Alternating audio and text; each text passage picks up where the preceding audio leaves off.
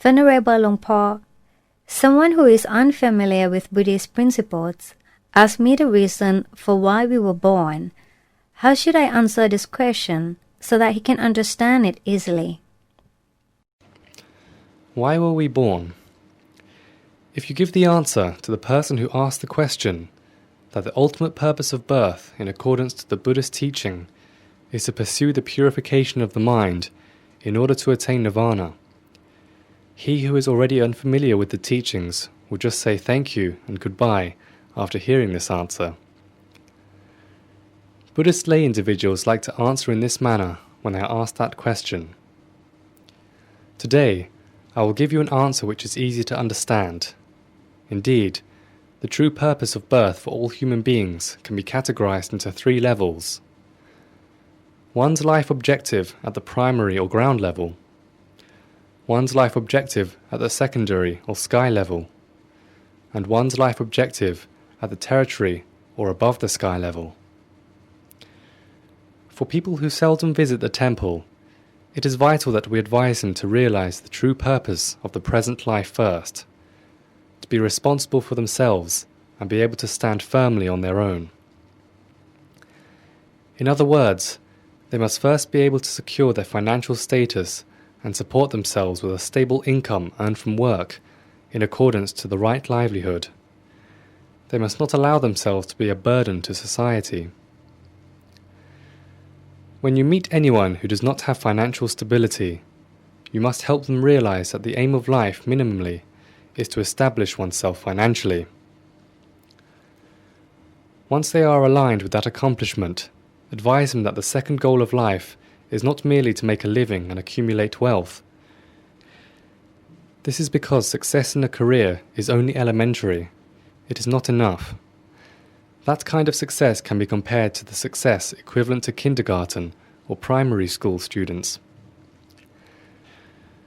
The more advanced achievement is how we are able to secure heaven as our afterlife destination, because there is continuity of life after death.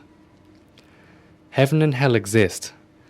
So, after having secured their wealth, they must prepare their way to a blissful place after their final departure from this life. It is not easy to convince anyone to believe in the concept of accumulating merits as a way to prepare for heaven and as prevention from a rebirth in hell, especially if they remain in a financial crisis and lives a form from hand to mouth. However, you should still encourage them to first be financially stable. Later, when they are able to establish themselves financially, explain the truth of the next existence to them. When you see them begin to demonstrate more interest on the subject, you can broaden their understanding on how they can avoid the unwholesome rebirth and set themselves on the path to heaven.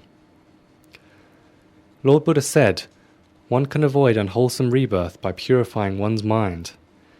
If one's mind is clouded, the door of hell opens for them. But if one's mind is bright and purified, heaven awaits them. Then find the right time after they have overcome their earning troubles to expand the issue in more detail on how one can prevent rebirth in the hell realm by living in a life accordance to the following principles. 1. Faith in the Lord Buddha's doctrines. One should frequently listen to the Buddhist teachings given by monks, as you are doing now, and persuade them to do the same. 2. Precepts. If one does not have self-discipline, one is prone to commit unwholesome deeds inadvertently. So one should observe the 5 precepts earnestly on a regular basis. You may suggest for them to observe 1 precept at a time. Eventually, they'll be able to maintain all 5 precepts. And 3. Giving. We have busied ourselves with earning a living and have obtained various kinds of benefits from the world since birth. We need to offer our gratitude to the world by means of giving back when the opportunity arises. So advise them to give to charity or almsgiving to monks, starting with a small amount and gradually increasing to a greater quantity.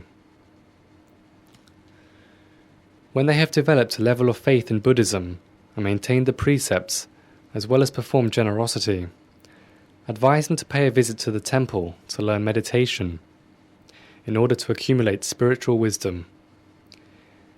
If they can practice meditation continuously, their wisdom will increase. Once they have financial stability and a steadfast faith in the Lord Buddha's teachings, it is time to explain to them the final and ultimate goal of life, the attainment of nirvana.